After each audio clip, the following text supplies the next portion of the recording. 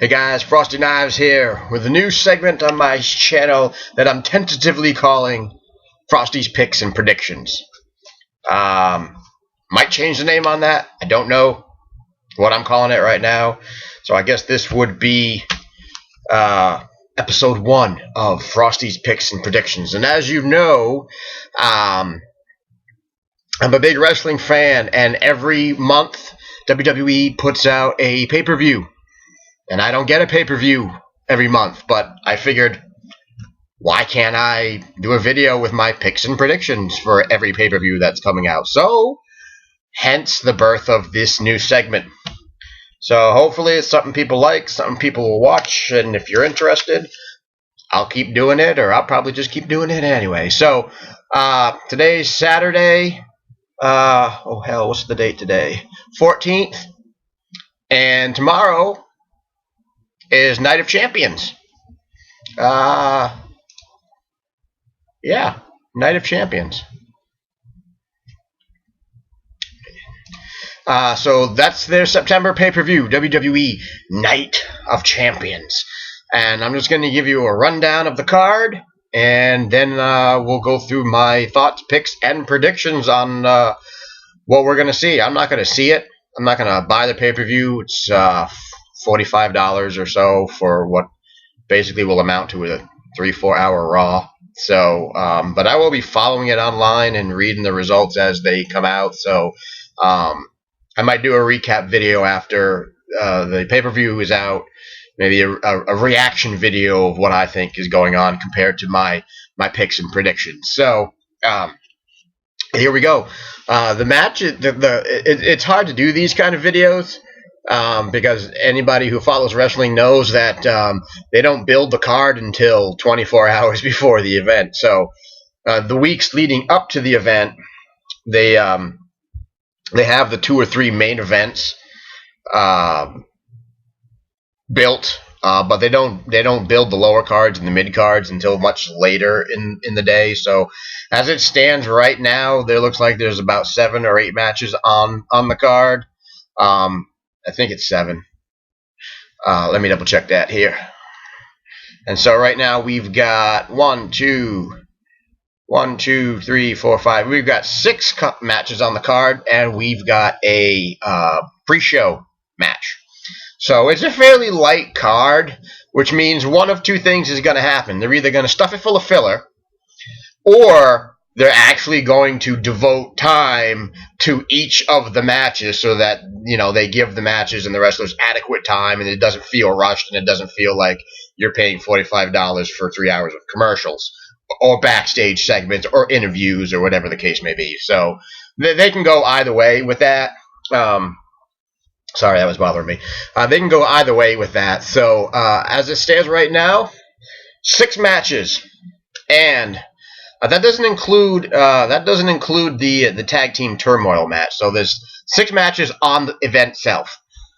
And so first up, we have a tag team turmoil match, which is going to be on the pre-show, and that's going to determine who is going to face the Shield for the tag team championships. And right now, I believe there are 5 teams in the tag team turmoil. We've got 3MB. We've got Tons of Funk. We've got, I believe the Real Americans are in it. I'm not sure on that one, but I think they're in it. We've got the Usos, and we have the Primetime Players. And they're going to wrestle to find out who's going to take on the Shield on the pay-per-view. And the way the tag team turmoil works is that 2 teams begin the match. It's kind of like a Rumble. 2 teams start the match, and I believe it's an elimination match. So when one team gets eliminated, another team comes in, and they just keep going until there's a winner. So my predictions for the tag team turmoil match, you can eliminate 3MB and Tons of Funk just right off the bat. They're comic relief. No one's going to take them seriously, and they're not going to win. That would be like the biggest swerve of the night. Oh, what? Heath Slater's in a championship match? Nah, I just wasted $45. So they're out of it. They're just in it to fill the match up. Jack Swagger and the Real Americans, Antonio Cesaro and Jack Swagger. Now Jack Swagger's star has fallen. I don't know what happened. Well, I do know what happened. He got caught with drugs. But his push is done, and it's unfortunate that they've saddled Cesaro with such a losing stable, because I'm not sure why they did that. Did they try to make, Swagger better by pairing him with Cesaro? All they're doing is bringing both wrestlers down, so they're out of it. So it was really a match between the Usos and the Primetime Players. And Frosty's pick for this match is going to be, I'm going with the Primetime Players. Now, there could be a surprise entrant. It is possible. It is within the realm of possibility that Los Matadores will make their debut in the Tag Team Turmoil match. If that happens, I think they're going to win. For some odd reason, why would you do a debut for a new tag team and have them lose? That's a long shot. I don't know if that's what the WWE has in mind. But if there is a surprise entrant, and they happen to be the surprise entrant for the Tag Team Turmoil, I'm going to go with Los Matadores as the winner of the Tag Team Turmoil match. But as it stands now, I'm going with the Primetime Players. However, I don't think whoever wins the Tag Team Turmoil match is going to beat the Shield.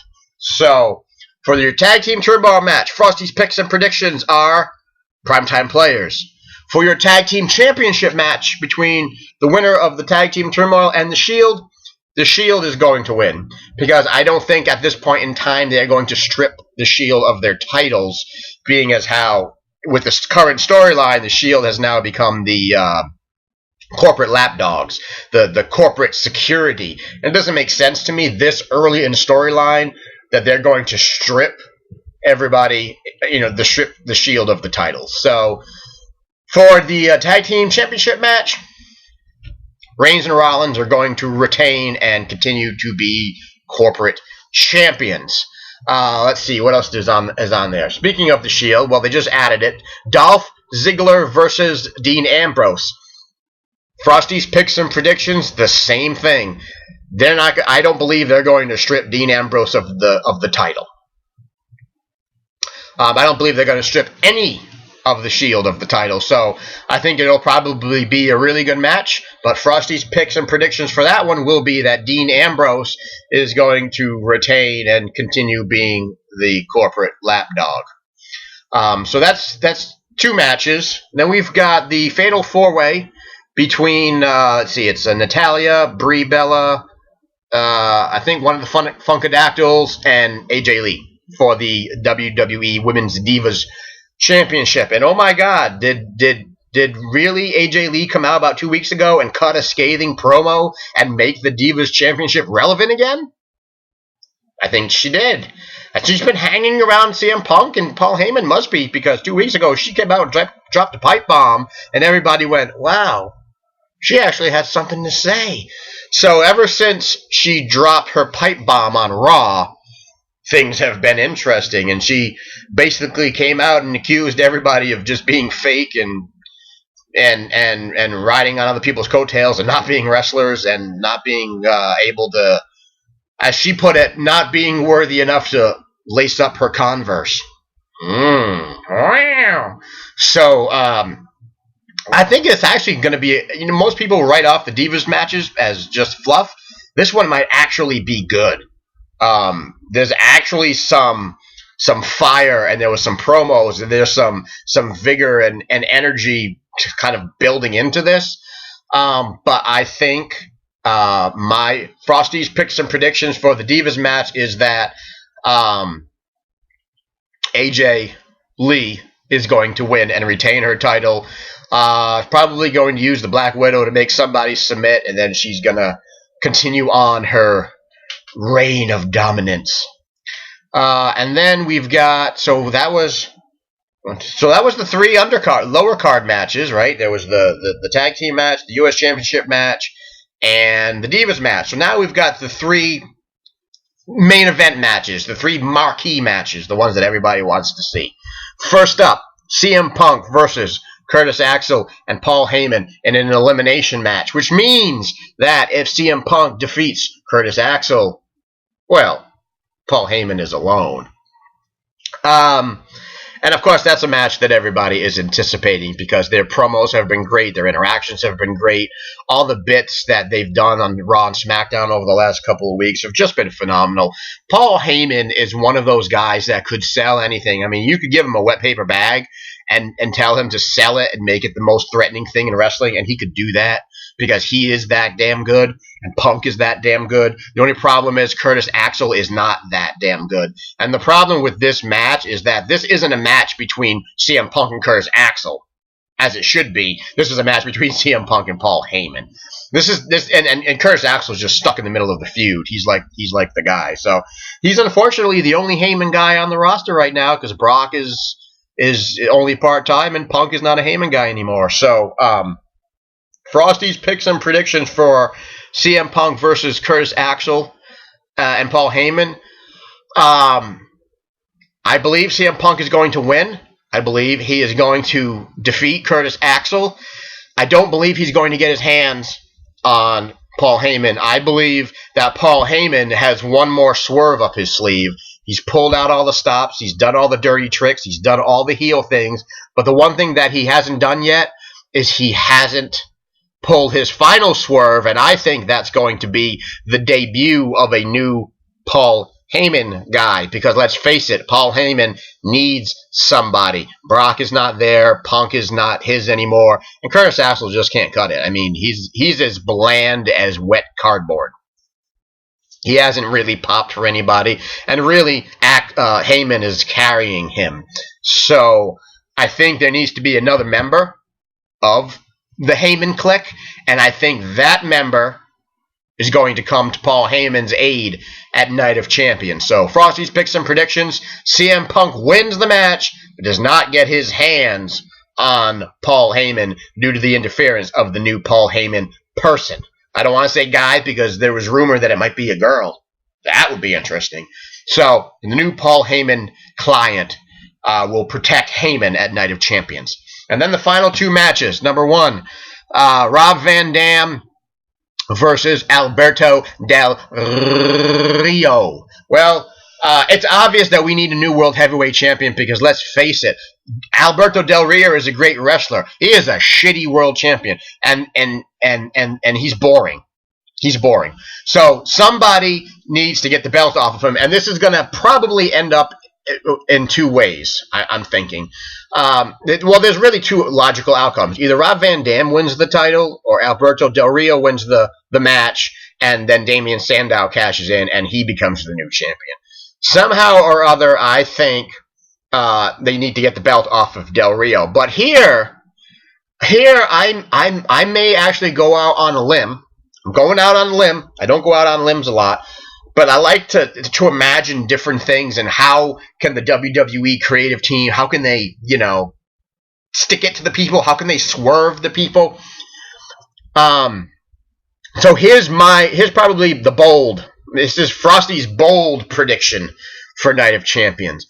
Alberto Del Rio retains the title because Ricardo Rodriguez turns on Rob Van Dam and causes Rob Van Dam to lose and allows Alberto Del Rio to win, and then they can come in and they can hug and they can do whatever they want to do. That would be a swerve that I think is altogether possible. So that is my prediction, that Alberto Del Rio retains the title with the help of his former ring announcer, who turns on his new client and goes back to Mexico's greatest export. I like how JBL calls him that. So that's my pick and prediction for that match. And finally, Daniel Bryan versus Randy Orton. And the only question that I have in this match is, how is Big Show going to figure into this match? My pick and prediction is that Randy Orton is going to retain the title, because it doesn't make sense that he is going to lose the title 4 weeks after he won it at his first title defense. I think they need to make the chase longer. I think they need to make Daniel Bryan and the fans hungrier. I think it's going to be a back and forth thing. I think Bryan's going to win, and then Orton will get it back, and then Bryan can have a final victory. But I think it's too early. And there's a caveat to that. I think what would be good for business, what would be best for business, is for Daniel Bryan to lose at Night of Champions, Daniel Bryan to lose again at Battleground, and then finally to have Daniel Bryan and Randy Orton face off in a final match at Hell in the Cell for the World Heavyweight Championship. And I'm not just saying that because I'm actually going to Hell in a Cell, and it would be so cool to see Randy Orton and Daniel Bryan fight at Hell in a Cell, in a Hell in a Cell, and have Daniel Bryan win and me be there for that celebration.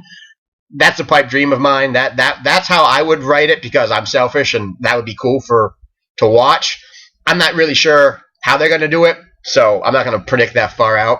But for Night of Champions, Randy Orton versus Daniel Bryan is going to be, Randy Orton is going to retain, and the big question is, how is Big Show going to factor into all of this? Is he finally going to turn heel and help Triple H?